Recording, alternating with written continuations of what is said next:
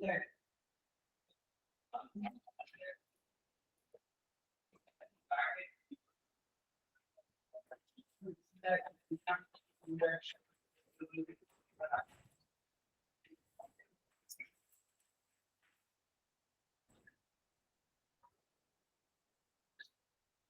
good evening, everyone. I welcome all of you to the second session of day 3 and sixth session of our FDP. So, in the previous session, we have discussed about the genetic algorithm, and I told you also genetic algorithm is quite old, and there are several variants of the genetic algorithm. But people have developed so many other optimization algorithms which performs better than genetic algorithm, or you can say one algorithm in a particular problem. GA may be better, another problem, another optimization algorithm may perform better in comparison to the genetic algorithm. So, in line with that, one of the I can say two popular algorithms in the basket of soft computing techniques or meta-heuristic approaches. They are teaching learning based optimization, that is called as TLBO. And actually, this TLBO algorithm is based on the classroom teaching, like the interaction between the teacher and student, or interaction between two different students. So based upon that, this particular optimization algorithm was developed. But genetic algorithm is based upon chromosome. We consider male chromosome and female chromosome, and we consider the reproduction process, and we perform the things, right? What we have seen in previous session. But teaching learning is not like that. Teaching learning based optimization is purely based on the classroom teaching. So we have two different phases in the teaching learning based optimization. But later point of time, they have combined both phases of TLBO and they make a simple phase, single phase, which they call as Jaya algorithm. So in this session, we are going to focus on these two optimization algorithms, and subsequently another set of algorithms also came. They are also called as RAW algorithms, or different variants of the RAW algorithm. And these algorithms also you can apply, because these are the recent algorithms. So you can apply it to the field of cloud computing, so which can help you to provide the better solution.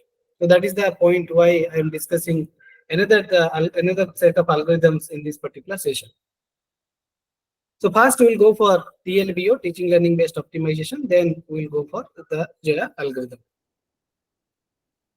So teaching learning based algorithm was developed by Professor Dr. Rabipudi Venkat Rao. He is a senior professor in the Department of Mechanical Engineering from NIT Surat. He developed this algorithm in the year of 2011. Okay, like I mentioned, who developed genetic algorithm. So Professor Rao actually developed this particular algorithm, that is teaching learning based algorithm. And people have also implemented TLBO algorithm in their respective field, and they have people have huge attention to this particular algorithm, what I can say.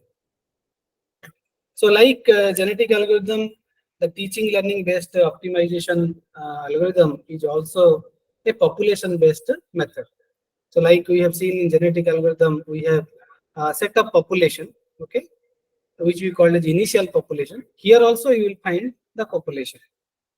So there we consider the population in terms of task and cloud. So in teaching learning based optimization, when you apply to the field of cloud, especially I will discuss about tasks scheduling perspective.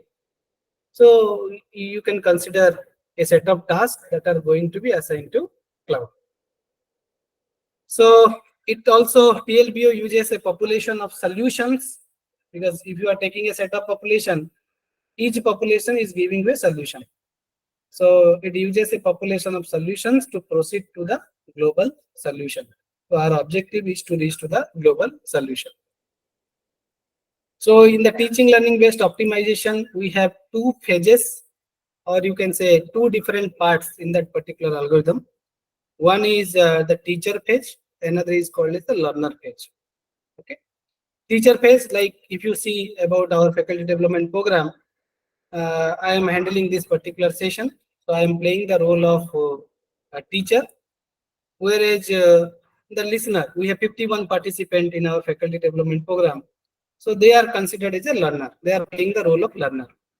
So there is only one, I can say, only one teacher in our in this particular session, and we have 51 participants. So I can say 51 learners, and we have one particular topic in each and every session. So that is delivered by one of the teachers, right? One of the teachers. So we select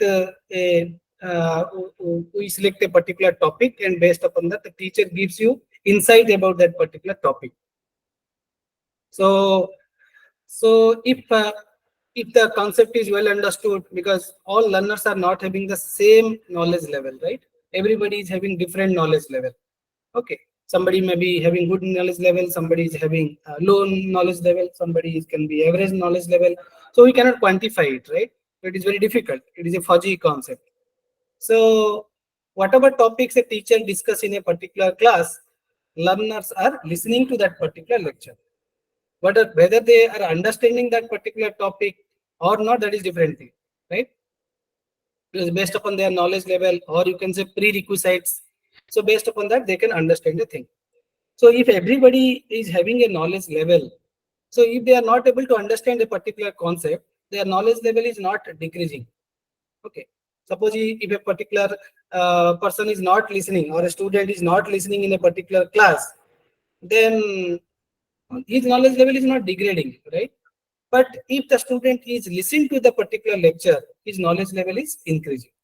So knowledge level is increasing, or it is remain same in this particular process. So this is a interaction between 1:m, I can say, one teacher and m number of learners in the teacher page. But when you go for learning page, in the learning phase, when the student goes to their respective halls of residence or hostels, so students are discussing among themselves. Or in examination time also, one student is making pair with another student or requesting another students to learn the same concept. So discussion also happens between different learner. So learning phase, actually the interaction happens between the learner. So there is no teacher in the second page. Second page, there is no teacher. One learner is interacting with another learner. Right? In the first page, there is one teacher who is interacting with n number of learners. In the second page, one learner has to select another learner and discuss about a particular topic. So we have a teacher page, we have a learner page. Right? So how to make a pair, that I'll tell you with an example so that you can easily understand. So in order to understand this particular topic, so I'll take a mathematical function as an example. So in mathematics, we have a very popular function. Like I mentioned in genetic algorithm, when you solve a particular problem, first question we ask that whether a solution exists or not. So if a solution exists, then is it a unique solution or not? Okay. If it is not unique, okay, what are the procedures to reach one of the solution or multiple solutions? So we have several questions. So in mathematics, we have a function called sphere function. Okay. Sphere function generally takes, suppose you have two features, then you can take, let's say first feature is x1, second feature is x2. So I can take x1 square plus x2 square. So that will give me the output of a sphere function. Okay. So if you solve this particular problem with a boundary means source space, then you can see in that particular boundary, okay, you will get a number of solutions, and obviously one of the solution or a set of solutions may be there which is providing the same result. So if you go for particularly the sphere function, in that sphere function, the well-known value for the sphere function is 0. Okay. So after a couple of iterations, if you are reaching the value close to 0, that indicates that your problem is solved. Okay. If you reach too close to the 0, your problem is solved. So if it is not close to 0 means you are not converging. Okay. Suppose after 10 iteration you reach to 0.003, then your convergence rate is faster. Suppose somebody is getting 0.003 after 100 iterations, so it is not obviously not better. So like that in mathematics, there are several types of functions we have, which we generally use as a objective function. Sometimes we use as a sometimes we use as a fitness function also, right? So in this case, we have taken one of the popular function that is called as Himalblau function. Okay, and our objective is to minimize Himalblau function. Okay, so in this function we have two variables. One is x1, another is x2. One is x1, another is x2, and we represent x1, x2 together as a vector x, right?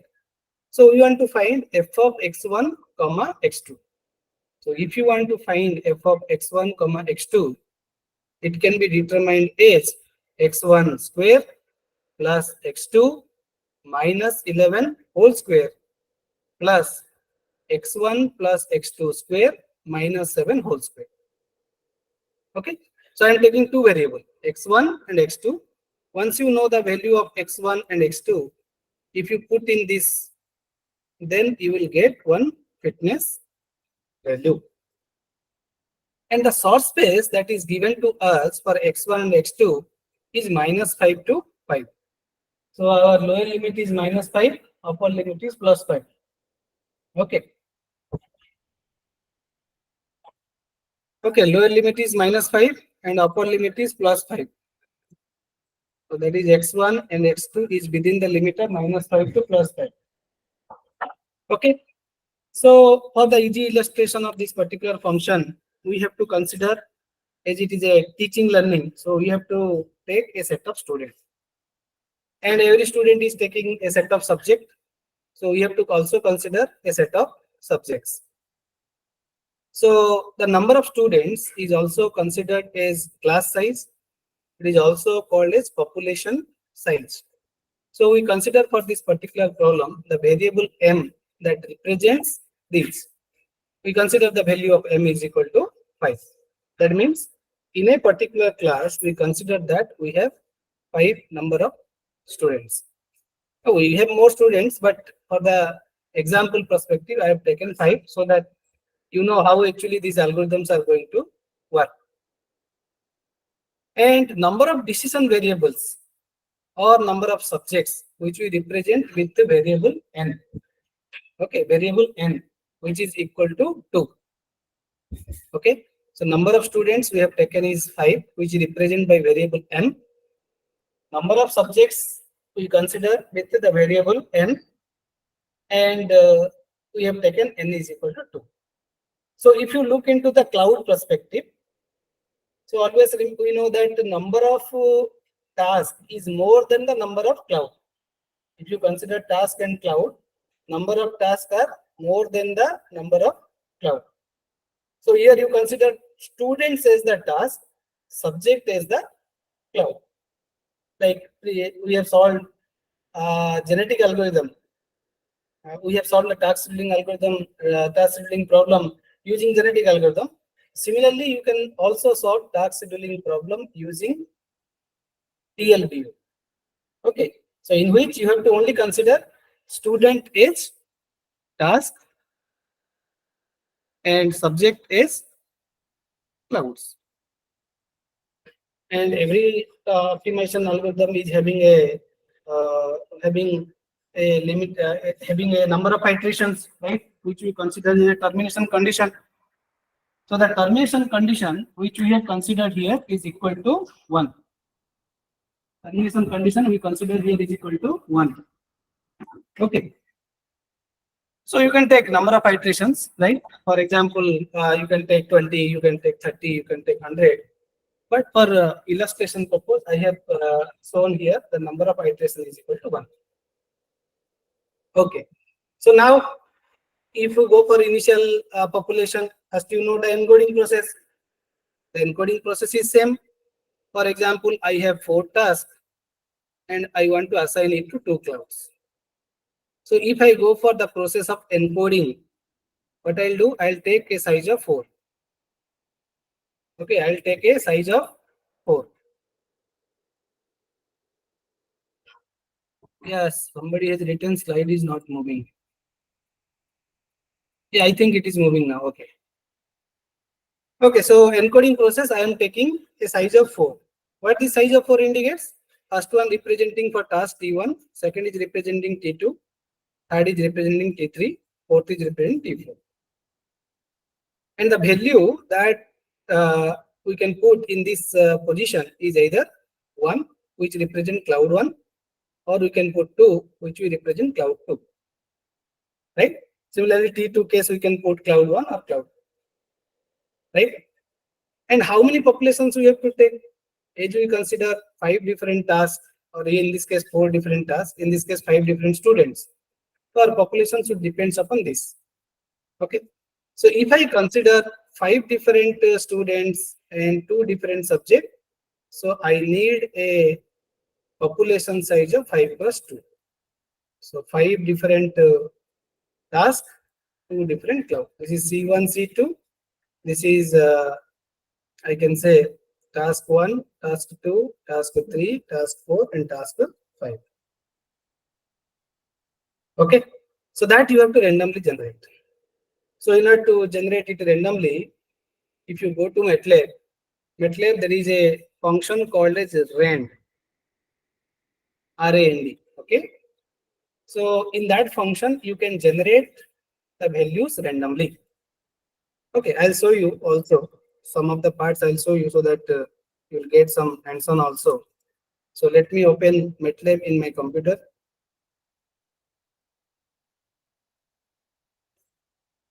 So it will take little bit time. Okay, so let us proceed. So we have to generate a set of random number. How many random numbers I need?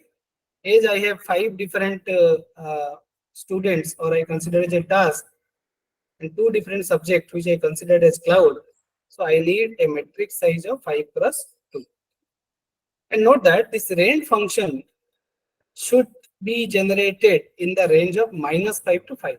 So if you are getting any value which is less than -5 or greater than +5, so that is not a valid value, because your source space is limited to -5 to +5. Okay, you cannot exceed that. The limit is -5 to +5. Okay, but if you want integer generation, right, integer random number, right, so you can use another function that is available in MATLAB, that is called as random integer. Okay, there you can generate a random number where you will get integer value. So I think MATLAB is now ready. Let us open that. Yeah, this is MATLAB, right? So in MATLAB, you can write in command window, or you can create a new script and you can write in new script and execute it, right? So I'm showing you if I'm writing RAND. So what I'm doing, I'm getting a random number in the range of 0 to 1. Similarly, if I write another times, I may get another value which is different from my previous value. So number of times whenever you execute this value, you are going to get different value. But all these values are in the range of 0 to 1. Okay. But what is our lower limit and upper limit? Our upper limit is +5. Lower limit is -5. Okay. So we have to generate all the values in the range of -5 to 5. We are not going generating random number in between 0 to 1.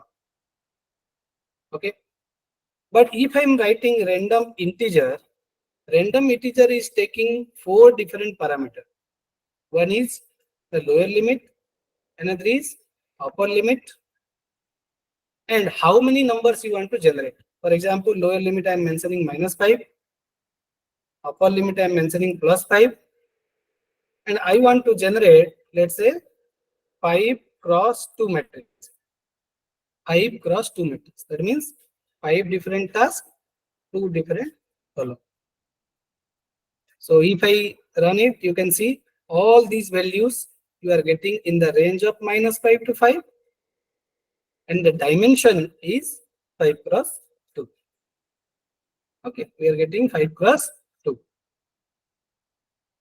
Right? Now, suppose you will tell, I need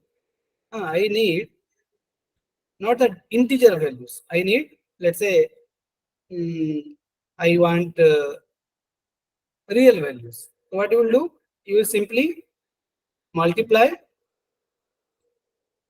this random integer with rand, because rand will give in the range of 0 to 1, where this integer function will give you in the range of -5 to 5.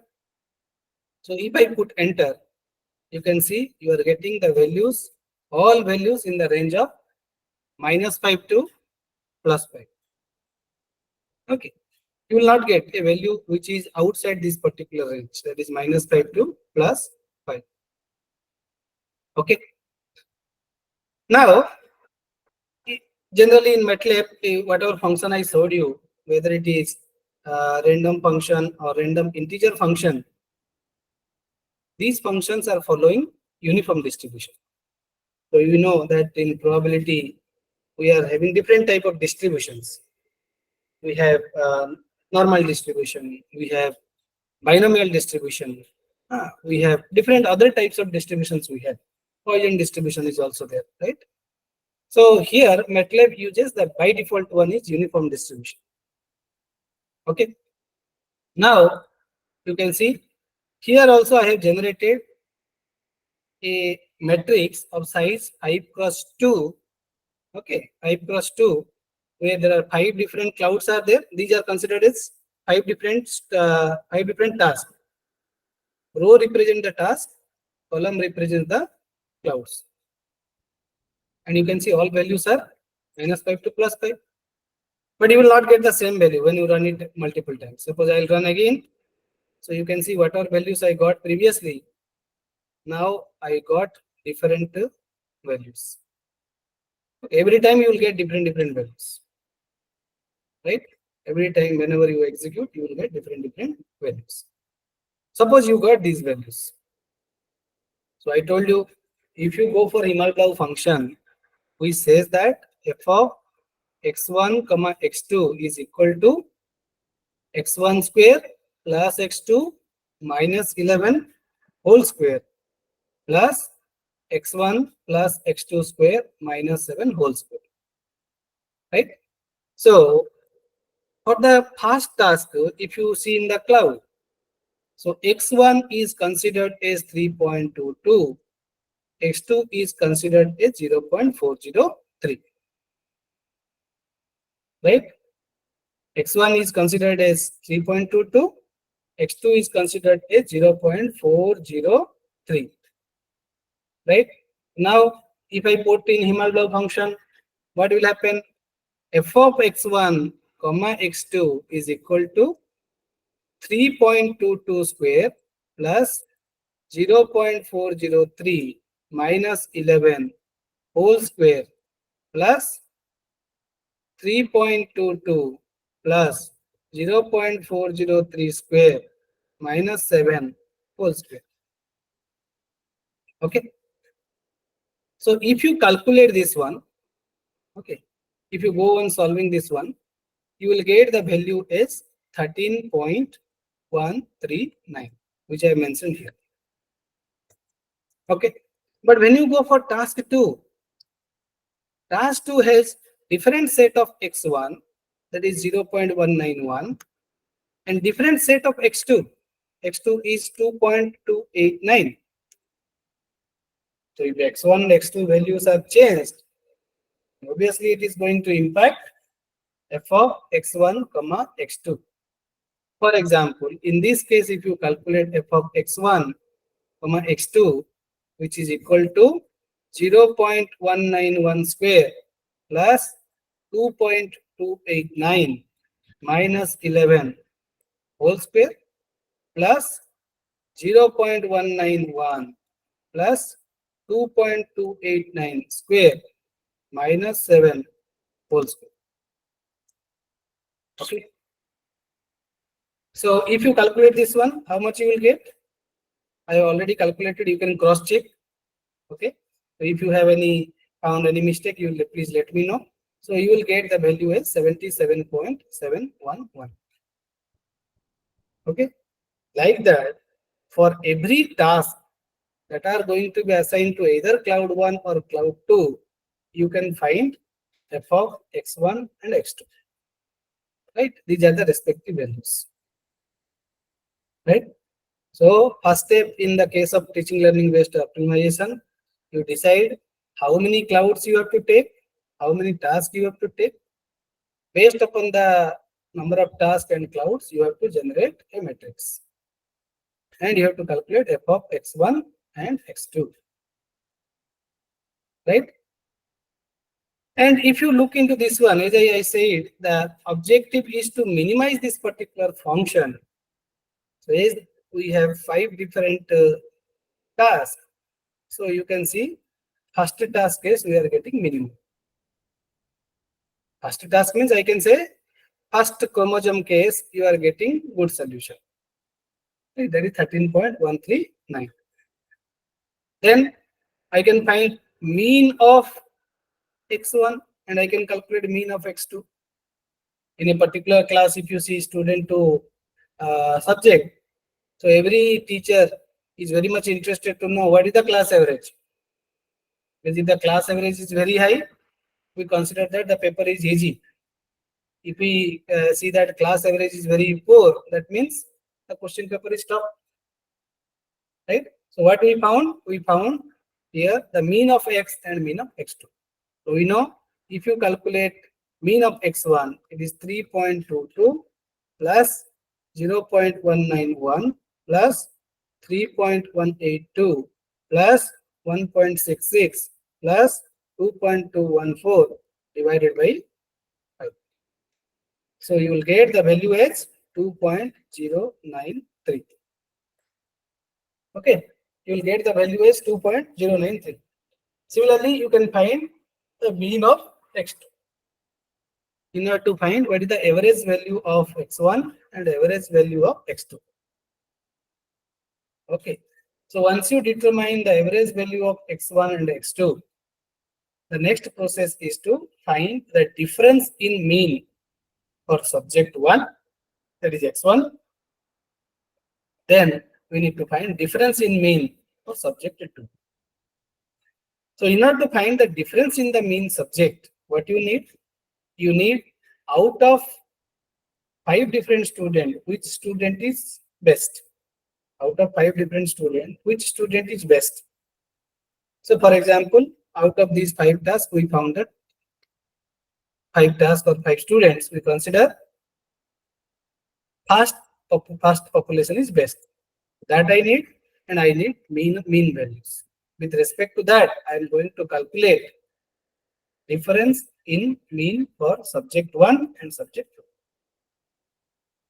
Yes, you can see here the difference in mean for subject 1 and 2 found using. You just go through the previous slide. Yeah. In this slide, so it is mentioned.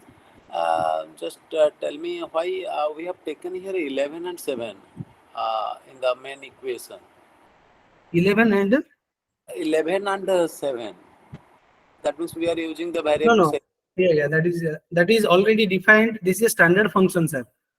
We have considered Himal-Blau function. In Himal-Blau function, this 11 and 7, it is already mentioned. It is a standard function. Okay. That means it is already defined, yeah? It is already defined in mathematics. It is a standard function. If you search, you can get it. That means we don't have to change that value.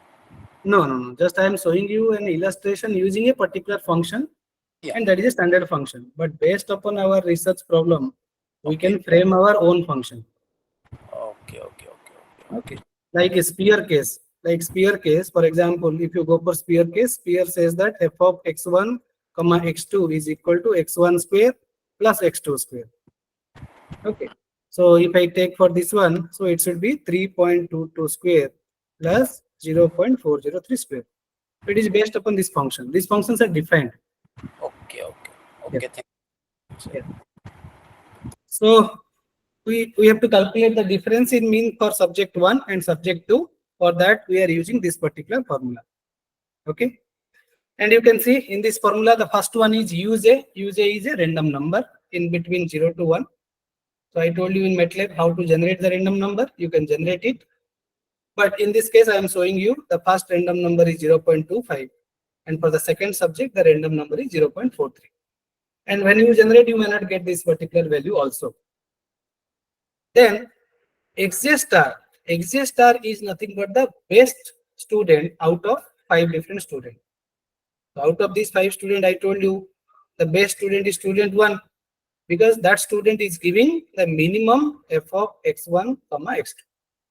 If it is a maximization problem, then we will consider the 4th student is the best student, because it is providing the maximum value and our objective is to maximize. But here our objective is to minimize. So that I am taking TF is called as a teaching factor, because when we listen to a particular lecture, we got some information, right? We got some information. So that's why the teaching factor is added here, right? But we normally consider the teaching factor is equal to 1. Okay. But the formula for teaching factor is round of 1 plus u, where u is a random number. For example, if you assume that random number is 0.1270, round of 1 plus 0.1270 is 1.1270. So round of any value is equal to the previous value, right? But when you go for ceiling of 1.1270, it is 2. Or if you go for floor, it is 1.1270 floor is equal to 1. So we have teaching factor. MJ represents the mean of that particular subject. So we need not worry about TF. TF we consider is equal to 1. So we have only 2 values. One is the best value, that is best x1, and mean of subject x1. Then again we will write this formula for best x2 and mean x2. Okay. So for example, if I go for subject D1, so first random number I am taking 0.25. Okay. Then XJ, the best x1 value is 3.22, because for that value you are getting good f of x. So I'm writing here 3.22 minus teaching factor is considered as 1, multiplied by mean of that particular subject is considered as 2.093. So I'm writing 2.903. So that will give me the difference in need of subject 1. So if you calculate it, although I have calculated here, that is 0.2818 you are going to get. Okay. Similarly, when you go for D2 case, it is second random number, it is 0.43, and best x2 value is 0.403. You can see here 0.403, and we also need the mean value, that is 1.697. That's why it is 0.403 minus teaching factor is 1 multiplied by 1.697. So if you solve this one, you will get the value is minus 0.5564. So you got difference in mean for subject 1, difference in mean for subject 2. Okay. Now what we will do? Once you calculate the difference in mean of subject 1 and subject 2. So if you consider multiple cloud, for example, if you go for 10 clouds, so you have to calculate it 10 times. For each cloud, it is once. Okay. So you have to add the D1 and D2 to all elements of X1 and X2. So you have a population of 5 cross 2, right? I can say 5 different students, 2 different subjects. So in subject 1, you are going to add 0.2818, and subject 2, you have to add minus 0.5564. So this is the result you are going to get. You can see all student case I am getting adding 0.2818 for the subject 1, that is x1, and x2 is my subject 2. So in that case I am doing plus minus 0.5564, that's why it is minus 0.5564. Okay. So if you add it, you will get a new x1 and x2 value. and as it is a addition, somebody can think that what happen if it is going the boundary outside -5 to +5? Because when you add a particular value or a subtract a value, then it may happen that the value is going this particular boundary, going outside this particular boundary. So if it is going outside the boundary, then you have to restrict it to the boundary value. For example, if you are getting a value, let's say 5.273. So the boundary value is 5. So we put in as a 5.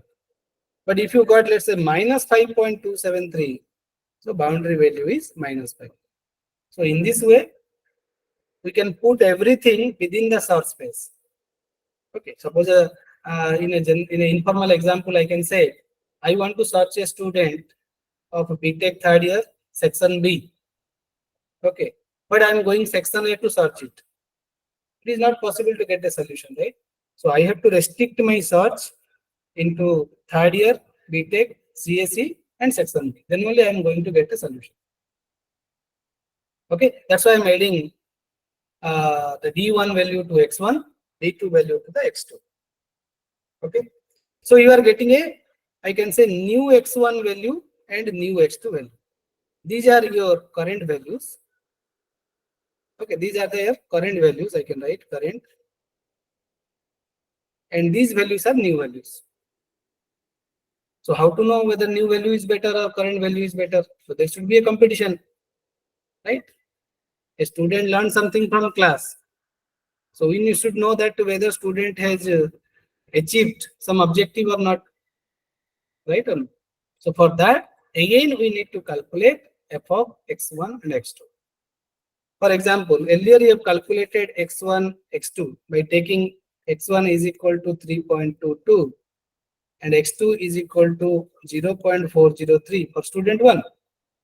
But now that x1 for student 1 is changed to 3.5018. X2 value is changed to minus 0.1534. So you know how to calculate f of x1 and x2 using Himalaya function.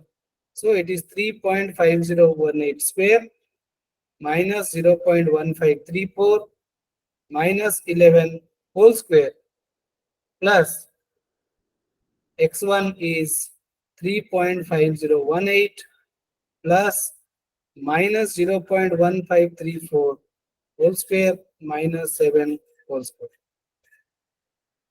So if you calculate this one, you will get f of x value, okay, or f of x1, x2 value, which I called f of x value is 13.3037. But this x1, x2 value for student 1 will give you f of x1, x2 value is 13.139. So earlier you got 13.139. Now you are getting 13.3037. Which one is better? So obviously it is a minimization problem. So the lower value is better. So 13.139 is better compared to 3037.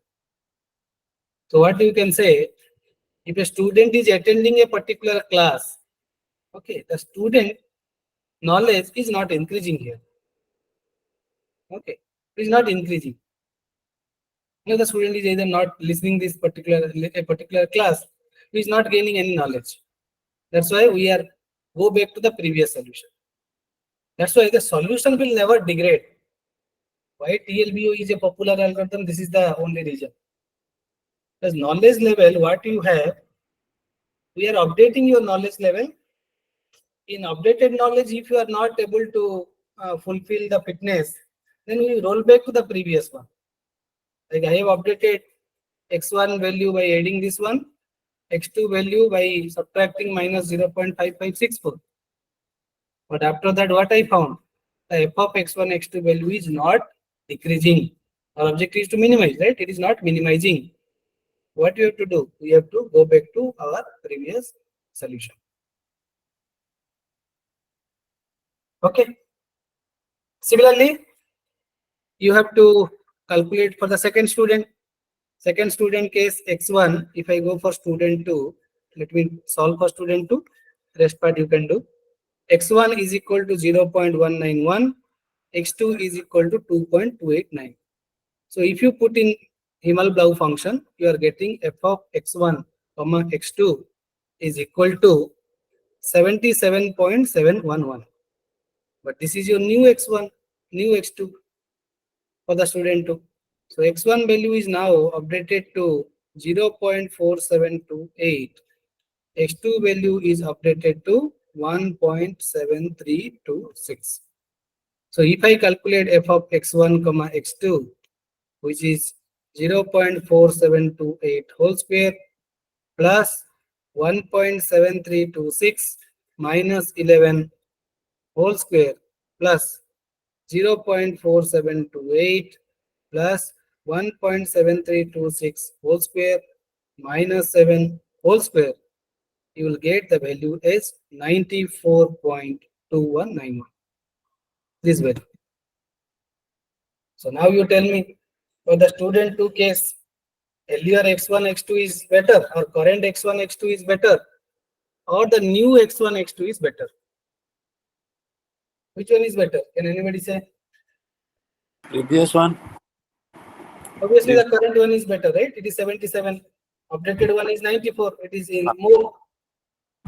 Okay. So if it is a maximization problem, you will choose this one. Yeah, Maximization value is better. Okay. Yeah. So I am selecting the old value. So update this update also I am not taking. For student 1, student 2 case, even if you have calculated the difference in mean subject 1 and difference in mean subject 2, we are not updating. The reason is that we are not getting good f of x1, x2 value. Like that, if you calculate for student 3, earlier you got fitness is 14.024. If you go back to this slide, you can see I am copying from this particular slide. 14.024. But after updating the x1, x2 by adding d1 and d2 value, you are getting the value as 12.7634. So obviously 12.7634. The new value is better. First two case we have seen old value is better. This case we have seen the new value is better. So if new value is better, what we will do? We will update the population. Same thing, whatever we have seen in genetic algorithm. We are taking a two parents, applying crossover, applying mutation. We are getting two modified children. Then we are comparing the performance of parent with modified children. Modified children is better. That means new population is better. So we have to replace it. If modified children is not better, that means old population or current population is better. So we are going to take that. Similarly, you see student 4 case, 136 and 261. 136 is better. And student 5 case, 39.3231, 43.641. So new value is better. So what we can conclude? In this particular phase, okay, it is not a iteration. Iteration consists of two phases. Still, till now, we are in the teaching phase. So in the teaching phase, after the end of the teaching phase, we found that 3 population is updated. These 3 populations are population 3, 4, and 5. And population 1 and 2 will be kept as it is, because updated population is not giving you a good solution. Okay. So now teaching phase is over. Sir, just a minute. Yeah. Sir, actually, we have taken the D1 in the previous slide. We have taken the D1 D1. and Yes. yeah, difference in the mean for the subjects. Yeah. Yes. So that means this is basically used for the minimization one. Right? Yes. Yes. If I am using the maximization problem, then I think we should go for the D1 and D2. We have to calculate the here. We have to calculate the. Just go to the previous slide, sir. Yes. Yeah, here. So here we have calculated the D1 as well as D2 value. Yes. Yes. By using the minimize. That means because this is the minimize. That means minimization problem. That's why we have taken the minimum one. That means the first one. Yes. So that means if it will be in the form of maximization problem, then obviously the fourth one, I think. Just go to Right? Yes, fourth one. So fourth one case, we are getting 1.66 and 4.593. So I'll Nine. take That means 1.66 and yeah, yeah. That 4.953. that means here we have to put at the value of D1 and D2, right? Yes, correct. Then we have to accordingly apply the formula for the difference in mean for the subject as well as the Exactly. for the rest. Am I Exactly. right? Exactly. Okay, Exactly. okay, Exactly. okay. Yes. Yes. So in place of these two, you have to take these two. Yeah, yeah. So this completes our teaching phase. So if you can overall see that before teaching phase, what is the best value? The best f of x1, x2 we got is 13.139. Okay.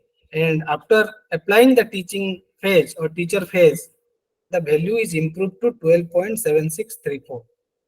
Okay. We have not completed one iteration. We have completed one part of one iteration. So we improved up to 12.7634. Now we'll go for learner page. My class is over. So all students, they uh, they back to their respective hostels or something like that. So what happened? They will discuss among themselves, or especially in examination time, one student is really actually they are going to another students to learn more concepts, right? They have some knowledge level, they want to share the knowledge level, or they want to gain the knowledge level. That's why they are making pair with another student.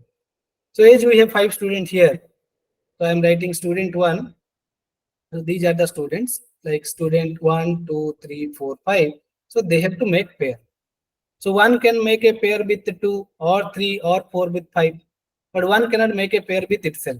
Means that particular student should not be make self study. So they have to make study with the other students, right?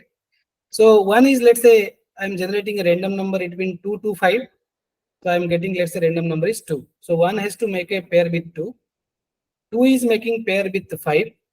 3 is making pair with 1. 4 is making pair with 5. And 5 is making pair with 4. Okay. And you can see both 2 and 4 has made make a pair with 5. Because when you generate a random number, you cannot assure that. Suppose I am generating random number for 4. So I can write code and saying that don't generate a random number if it is coming 4 and skip it. Until unless you get a value which is different from 4, you have to iterate. Okay. So 4 is also selecting 5, 2 is also selecting 5. So this pairing is not one to one. Okay. One particular student can make pair with multiple students. Okay. Like 5 has make pair with 4, while 2 and 4 has make pair with 5. Okay. So why we make a pair? Because now we have a current x1, x2 value. So we have to update the current x1, x2 value in order to get a new x1, x2 value. Right or not? That is the reason why we are making the pair. Okay. So now I'll show you the interaction between the student 1 and student 2. Similarly, you have to make interaction between 2 and 5, 3 and 1, 4 and 5, and 5 and 4. If you complete these 5 interactions, then this page is over. So let us see. And this pairing is completely random. So nothing to worry. Whatever I am showing a snapshot. So when you execute this code, you will get a different pairs. Right? Every time you will get a different pairs. So now I am showing you the pairing between 1 and 2, but there is a condition for pairing. Whatever the fitness value you are getting for 1, it should not be increased. Why I am saying increased? Because it is a minimization problem. It is increased after the interaction. So the fitness value we are getting 13.1390. So if the value is greater than 13.1390, then we have to exclude it, right? But if the value is below 13.1390, then we have to accept it, right? So in order to make this interaction, so what I am doing, I am using a formula which is given in the teaching learning based optimization. So it is nothing but xpj double dash is equal to xpj single dash. Xpj single dash indicates the current value. Okay, don't worry about this mathematical terms. I'll tell the numerical way so you can understand in a better way. and this is the best one and this is the worst one, right? XBJ means best one, XWJ is worst one. So leave it. This is the formula that is given, but if you consider numerical wise, you can understand in a better way.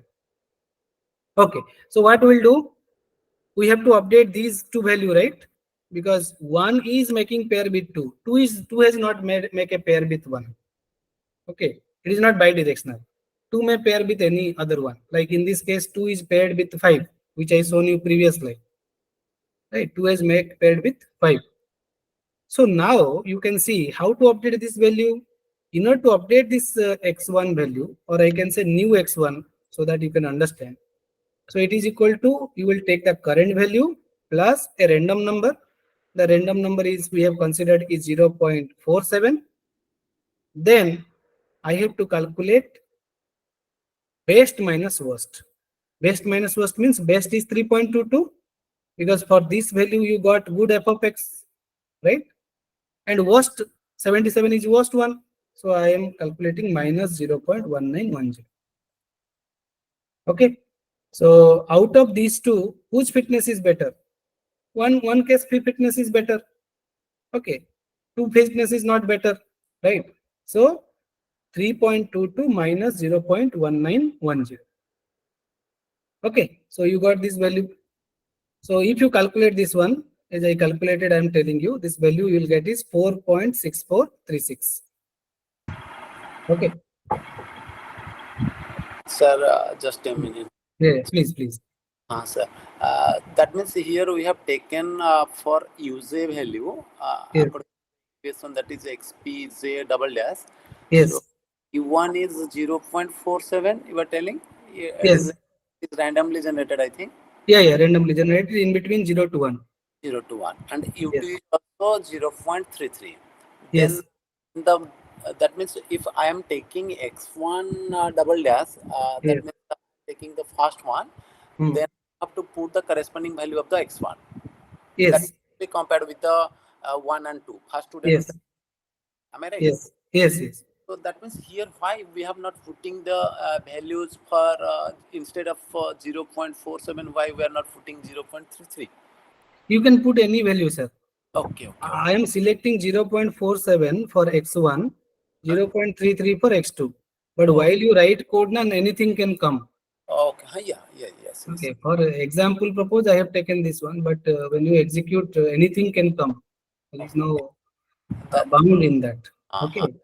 It should be in the form of uj j equals to either it may be 1 or 2. Yes. Okay, okay, okay, sir. Fine, fine. Thank you, sir. Okay.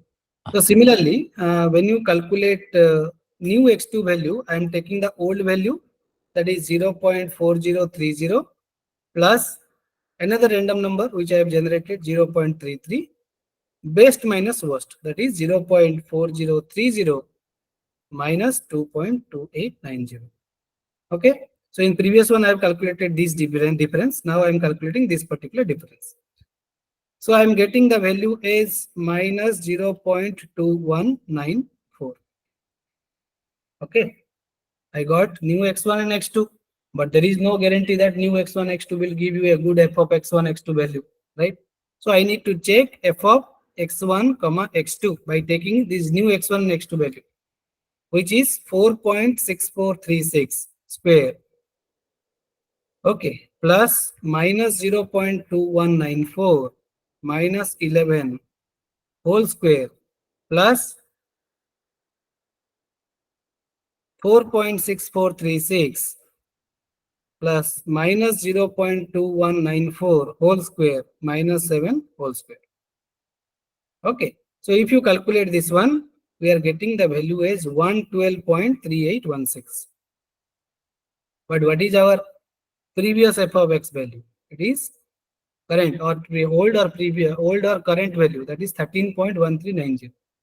So obviously 13.1300 is much better than 112.3816. Yes, yes, yes.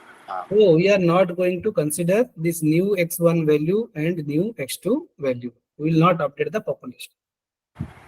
Or alternatively, I can say when student 1 is interacting with student 2, there is no improvement of student 1.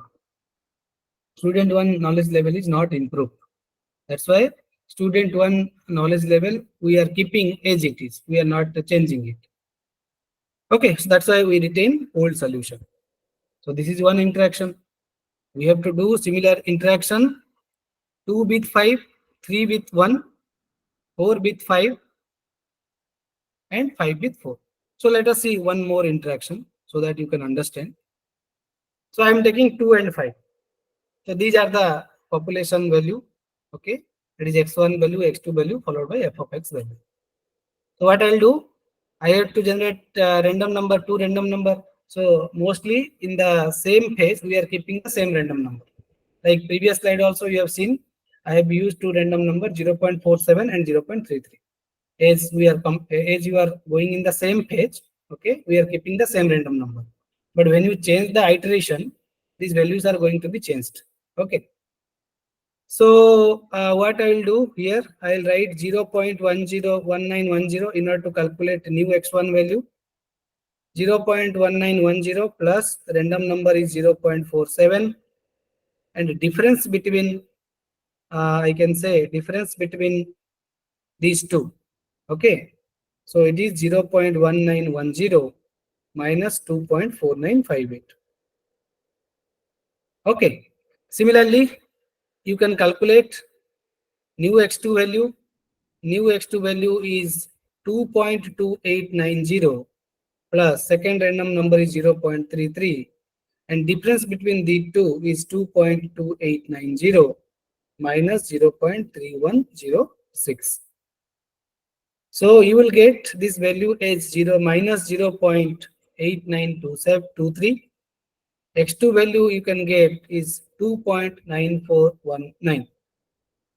And if I calculate this value is minus 0.8923, this value is 2.9419. So if I calculate f of x1 and x2 based upon this value by taking minus 0.8923 whole square plus 2.9419 minus 11 whole square plus minus 0.8923 plus 2.9419 whole square minus 7 whole square. If you calculate this one, you are getting the value as 53.3166. This is our new fitness, I can say.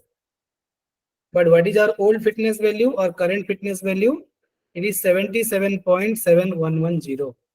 So obviously, new fitness value is better compared to old fitness value.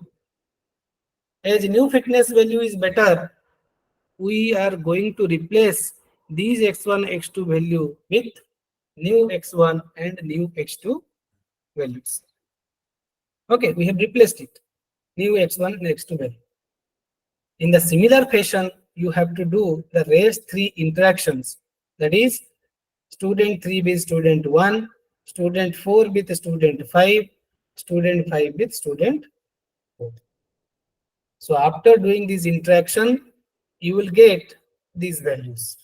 Anyhow, I told you these two values, but when you go for 3, 4, 5, you will get these are the new values. These are the new values. Okay. And you can see whether the new value is better or old value is better, that you can check. Like if you go to this one, here you can see 12.7634 you are getting, right? But after interaction, you are getting the value as 12.3875. So that means you are taking new value here. Here also new value, but here old value. Okay, I have given in bold color to identify that. Here also I think you are getting new. Here also you are getting new. So in the previous phase, which I called teacher phase, so we have seen in teacher phase, two populations, we took two old population and three new population. But learner phase, what we can see, we are taking only one old population and four new population. And if you remember, the best value which we got earlier before entering to the teacher phase is 13.1390. After entering to the teacher phase or after performing the teacher phase, I told you the value we are getting is 12.76 something, 12.7634, 12.7634, and after performing the learner phase, the value is more improved to 12.3875. 12.3875. Okay. So overall, what I can say? Overall, I can say the fitness is improved from 13.1390 to 12.3875 in only one iteration. The single iteration, it is improved like this. So if you go for a couple of iterations, okay, if I go for a couple of iterations, then what I'll find? I'll find the value will be close to the optimum value. Okay, or you can put in two successive iterations. Sometimes we put like this also. In two successive iterations, if we are getting the same value, okay, or I can say the difference is very marginal. For example, here you are getting 12.3875. Next case you are getting, let's say, 12.3833. So I'll say if there is a marginal difference, then you have to stop. That can be also considered as one termination condition. Okay, that can be also considered as one termination condition. So you have to use that particular condition. Okay, so this completes one phase of TLBO. As I mentioned earlier, that I'll show you only one step. So my termination condition is satisfied. So I am going to return 12.3875 after first iterations. But when you go for implementation perspective, I'll set the code with you. So we go for number of iterations. We go for number of iterations, 20, 30 iterations in order to get a final value. Okay. So this is the algorithm, or in order to summarize TLBO, this algorithm I'll tell you. So first what we did, we have selected the population size and termination criteria, and we have selected number of decision variable, and we start the iteration count by 1. So for example, population size we consider here is 5, which you consider as 5 students or 5 tasks in cloud perspective. And number of decision variables we consider as subject. In cloud concept, we consider as a cloud, number of clouds. Then we start the teacher phase. In teacher phase, we calculated mean of each and every subject. Right? Then also we identified the best solution. We have identified mean of the values and base solution. For base solution, you have to calculate f of x1 and x2. After that, you calculate, you have computed the difference in mean for subject 1 and subject 2 and so on. So you use this particular formula. dj is equal to uj xj star minus tf into mj. Right? And once you find the difference in mean subject 1 and mean subject 2, add that particular dj value to all the respective subjects. That means d1 will be added to x1, okay, if subject name is x1, and d2 will be added to x2. Then you have to compute f of x1, x2. If new solution is better, accept it. If new solution is not better, you keep the old solution. Okay, we are not changing. We are keeping the old solution as it is. Then we started the learner page. In learner phase, what happened? Each student has to make a pair with another student, which is done randomly, and allow them to interact. Okay, and identify the better and worst solution in each and every pair. So when a good student is interacting with bad, right? So if bad student is or poor student, the student which is having poor performance, if he improved a lot, then that is fine. We are going to select that as a best candidate. But if he is not improving, then we consider that as a worst candidate. Then for student K, we update the population. We took new x1 and new x2. And new x1 is calculated based on old x1, random number, and best minus worst. Generally, it is not best minus worst. We calculate x1 minus x2 only. But after determining this one, you can determine which one is best, which one is worst. Right? But this variable is given as bj and wj. Okay. Better and worst solution in the pair. Or you can change it also. If you want best and worst solution, you can try and you can see whether the performance is changing or not. That also you can try.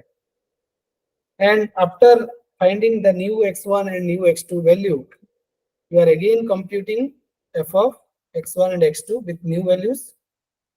And if new solution is better, update the new x1 and x2 value.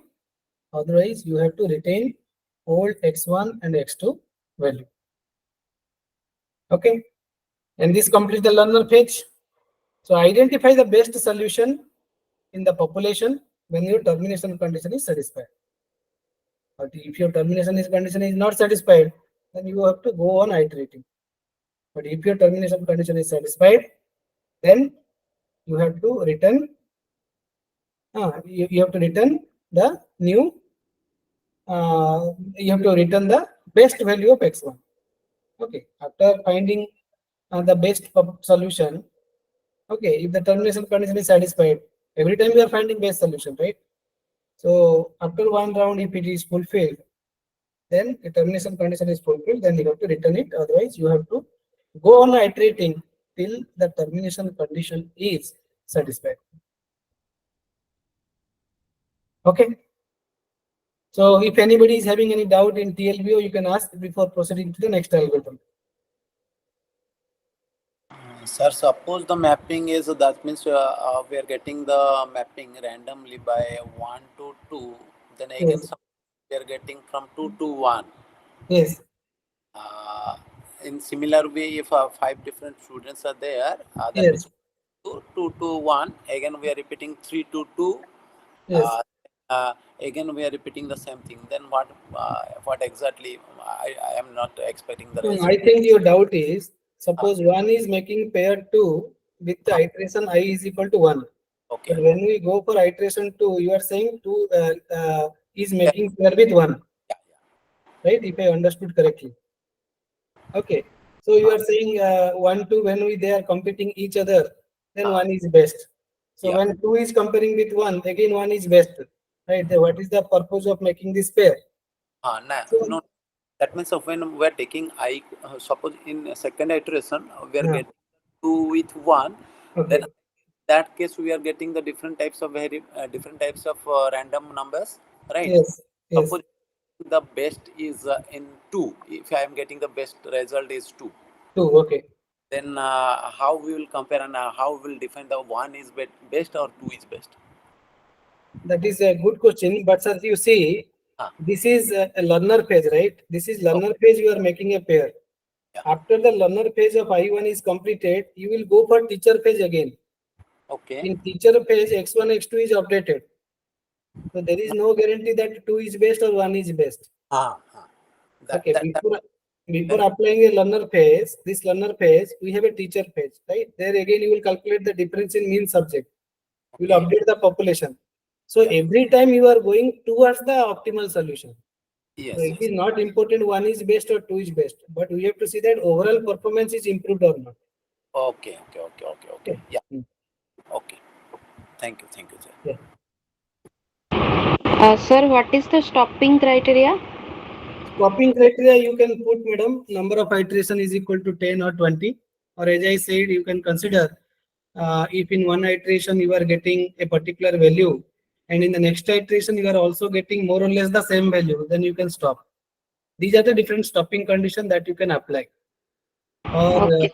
especially in the load balancing problem, if you see your scheduling problem, standard deviation is a very popular measure because in a particular class, If all students secure the same mark, standard deviation is equal to 0, right?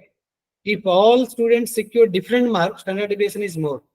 So when we solve a scheduling problem, we can consider standard deviation. So we can put a threshold value. I can say if standard deviation is let's say 0.2, below 0.2, then we are going to accept. Otherwise, you go on iterating until unless you get the standard deviation is 0.2. Such type of condition you have to find and you have to put as a termination condition. Okay, we have to fix the threshold value. Yes, Then, okay. yes. Okay, so I'll proceed with the next algorithm. So next algorithm is Jaya. So Jaya algorithm was also developed by the same author of TLBO, that is Professor Ravi Puri Venkat Rao from Mechanical Engineering Department of NIT Surat. And Jaya algorithm is very popular comparison to TLBO because its implementation is very easy. And if you visit the website of Professor Rao, then you will find all the MATLAB codes. Okay, you're nothing. There is no need to write the code from the scratch, right?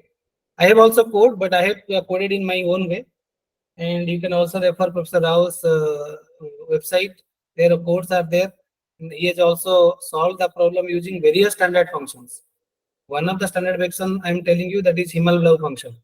But there are number of functions we have, right? So why Jaya algorithm is popular? Because TLBO case we have seen there is two phase. One is teacher phase, another is learner phase. But now the teacher phase and learner phase is merged into a single phase. So that's why the coding is very easy, right? Earlier you are implementing two phase, but now you have to write a single function. That function will give you value, right? That is the only basic difference between teaching learning based optimization and Jaya algorithm.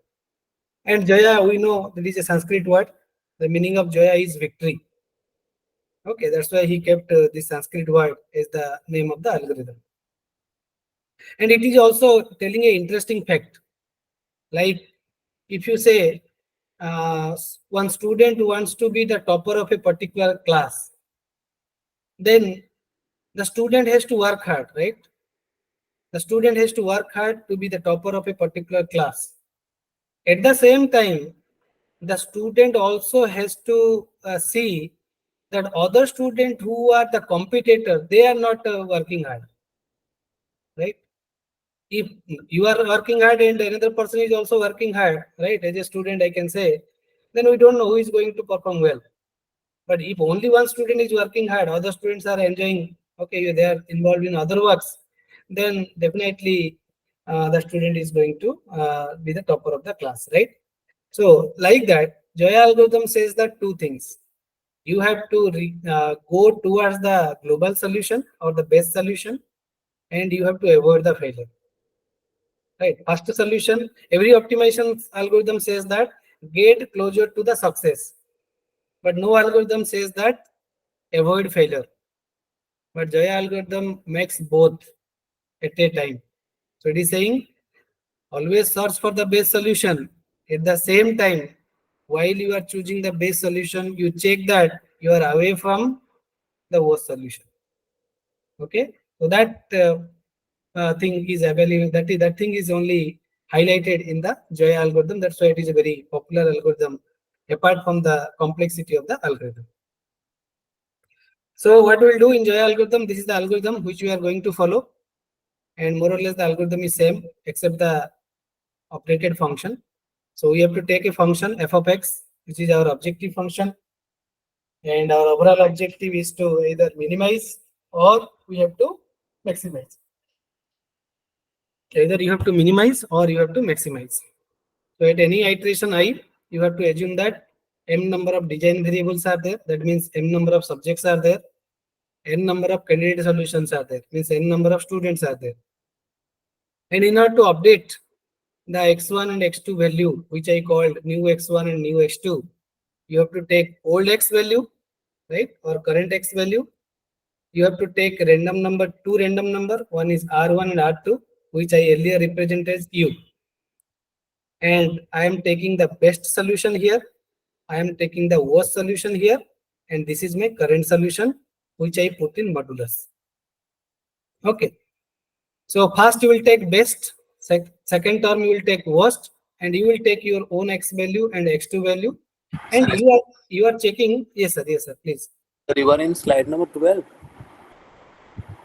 I am in slide number 14. No, sir, it is not exactly visible, I think, in my system. Uh, Only any, slide. any other participant can confirm whether are you able to see slide number 14? Yes, yes, visible. Yeah. Oh, okay.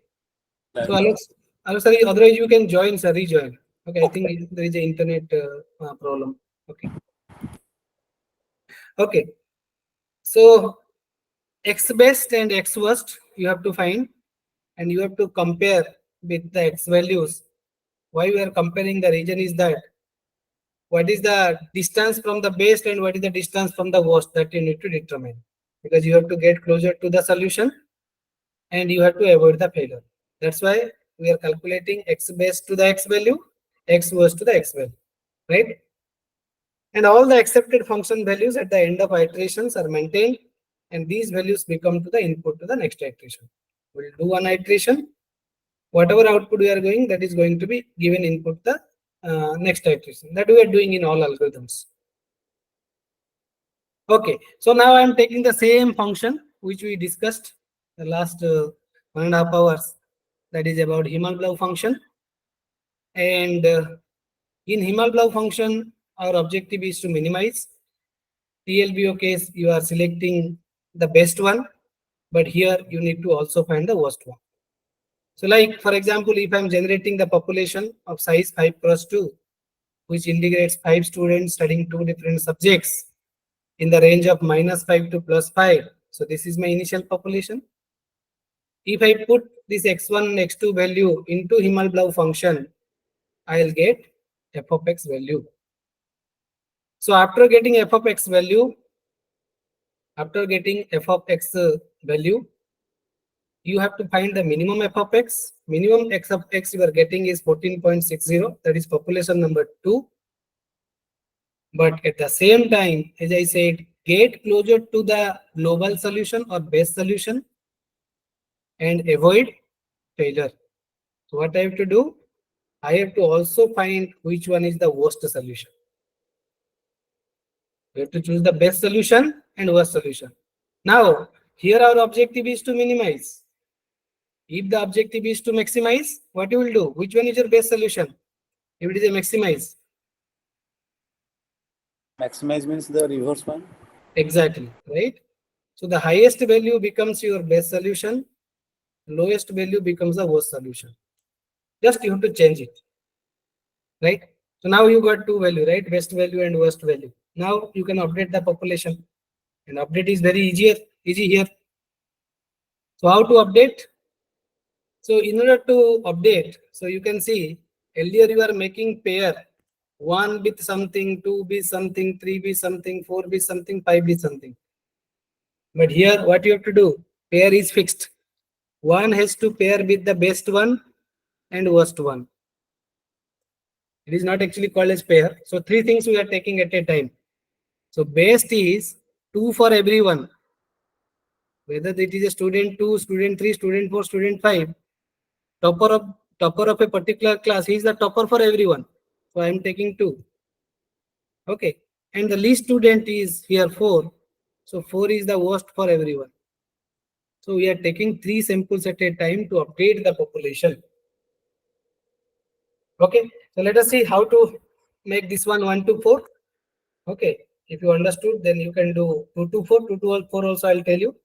Then you can apply 3 to 4, 4 to 4, and 5 to 4. Okay. Let us go for 1 to 4. So I have written x1, x2 value of 1, 2, 4, and there f of x1 and x2 value. How to update? I'll take the old one, 3.15. So that is my x. You have to write a random number. Let's say that random number is 0.68. I'm taking 0.68. Then best x1 is 4.06, right? For that you are getting good f of x2 value. So 4.06 minus 4.06 minus your current value, that is 3.15. This complete the first term. Second term is you will take another random number. Let that random number is 0.76. Okay, and worst minus your current value, that is 4.13 is the worst value for which I am getting maximum f of x1 x2 minus 3.15. So if you solve this one, you will get the value is 3.02. Okay. Similarly, if you calculate for x2, what I'll do? I'll take minus 4.02 plus one random number, let it be 0.74. Base minus that current value, that is minus 2.22 minus 4.02 modulus, plus the second random number that I am taking 0.39,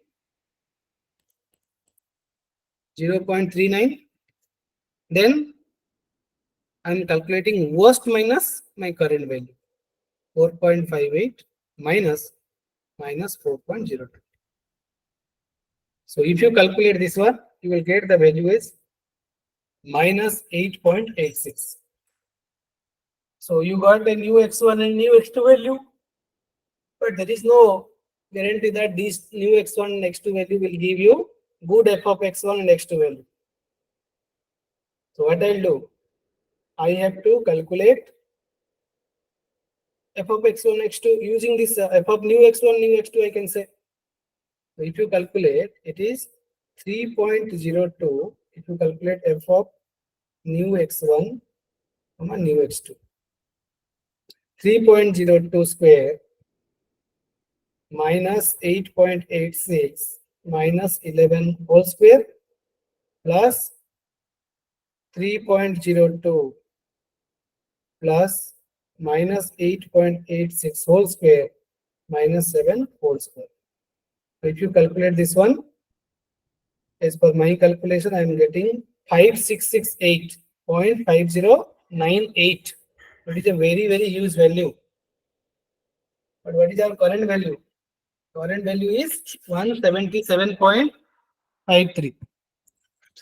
Right? Current value is 177.53. Old value is, sorry, current value is 175.3 and new value is 5668.509. So I am not going to accept this new x1 and new x2 value. Okay. So I am not getting a good solution. So this pair is over. That is 1 to 4 we have completed. And what we have to do? We have to do 2 to 4. So how to do 2 to 4? 2 to 4 case. 2 to 4 case, I will take 4.06 plus random number is 0.68. The difference between best minus current. So in this case, as it is 2 to 4.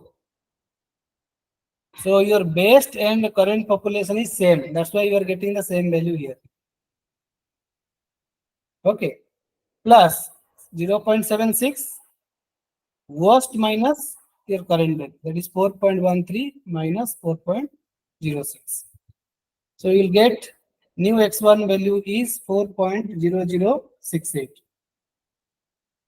Now when you come to x2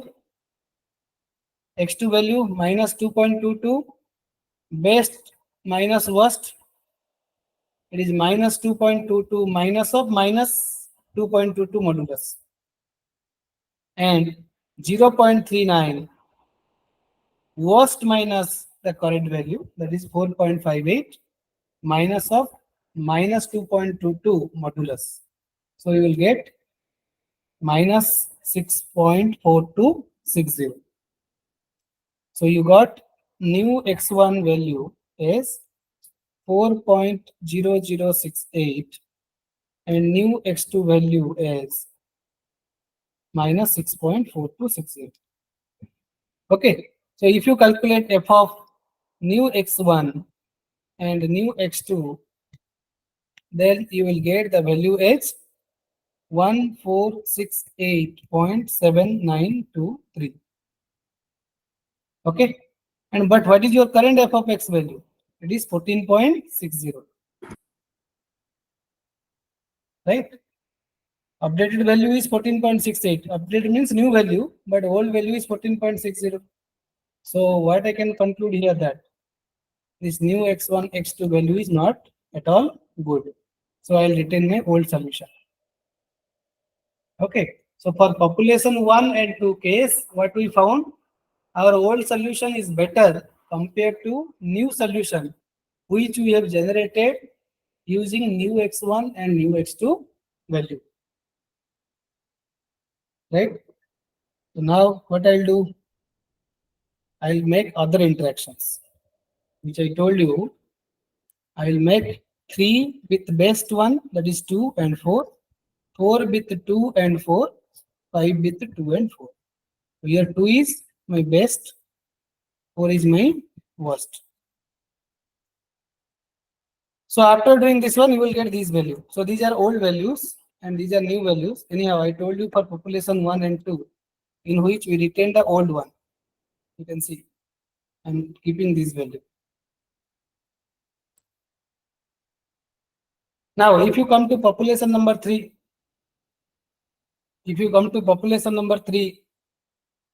what do we have in population number 3? Old value, it is 121.89. This is the minimum one, I think, in the 3. Yes. So if you take new x1 and x2 using that formula, you will get 1.31. Obviously, 1.31 is better compared to 121.89. So I am keeping new value here in updated population. This is your population. Or pool, yes, or you can say initial population in the case of genetic algorithm. Okay. So now, if you see for the fourth student case, it is 4.13 and 4.58. 4.13 and 4.58. So you got 440.99, but here you are getting 34.39 in updated one. Obviously, this one is better. So I am going to update the new x1 and x2 value into my population. Okay. Similarly, if you go for fifth one, 275.39 here, 139.67 here. So 139.67 is better compared to 275.39. So you will get, okay, you will get the new x1 and x2 value as 1.05 and minus 0.41. And you know, this is our original population, means initial population. So which one is the best value? The best value is 14.60. So after performing one round, the value is improved to 1.31. Only in one iteration, the change is this much. So if you proceed with another round or another couple of rounds, so you will see the value which you will get is very close to the optimum solution. You will see when you go for 20 and 30 iteration, the improvement is very marginal. Initially, it will fluctuate. Like you can see 14.60 is reduced to 1.31. Assume that 0 is the best population. Assume. Okay. So in the next iteration, it will go, let's say 0.5. Okay. Next iteration, it will go 0.4. Then once it will come to 0.1, something like that, you will get more or less the same value, 0.09, 0.085. So the fluctuation will be very, very, very, very less. Okay. So if your termination condition is satisfied, suppose I want to execute for only one iteration, then I stop here. Okay. But if my termination condition is not satisfied, then what I have to do? So with this population which we got from iteration 1, that will be given input to iteration number 2. Okay. And we'll repeat this particular process. That's why I told you only this particular function is important, right? And it is easy to remember this function. You have to take old value plus 2 term, random number, best minus current, worst minus current. And in current value, we put modulus. Okay, the implementation is very easy, that's why. So in your respective research area, if Jaya algorithm is not implemented, you go through the literature. If Jaya algorithm is not implemented, or the problem which you are using for that Jaya algorithm is not implemented, and you feel optimization technique is really required for your research, that particular problem, because I told you when source space is very large, then only you have to go for optimization technique. Okay, if it is so, then apply the Jaya algorithm and compare your result with the literature result. Okay, and it is easy to do that. So if you do that, then you can compare, right? You can compare and see that whether your performance is better or not. If it is better, definitely you can go for a research article. Okay, so in line with the Jaya algorithm, Professor Rao in 2020, so he developed another three algorithm which I mentioned earlier. That is called as Rao 1 algorithm, another is Rao 2 algorithm, another is Rao 3 algorithm. So in these three algorithms, this particular function which I am highlighting here is only changed. Okay. So for every optimization algorithm, you will find a function which is changed, right? So that function is only changed with respect to different variants of the algorithm. So like Jaya algorithm, if you are going to implement RAW 1, RAW 2, RAW 3 algorithm, it is also very easy to implement. Okay, so this is all about TLBO and Jaya algorithm. So if you want to study more, then I can tell you, you can refer this paper for TLBO, which is published in Decision Science Letter Elsevier in the year of 2016. And if you want Jaya algorithm, you can refer this paper, that is Jaya in Advanced Optimization Algorithm, and its engineering application, published by Springer in 2019. And if you want to go for the latest one, that is RAW algorithm, then you can go through this paper, RAW algorithm, the three metaphor less. Even if it is metaphor less, it is also a parameter less algorithm. Like other different algorithms, we are not using much parameter here, right?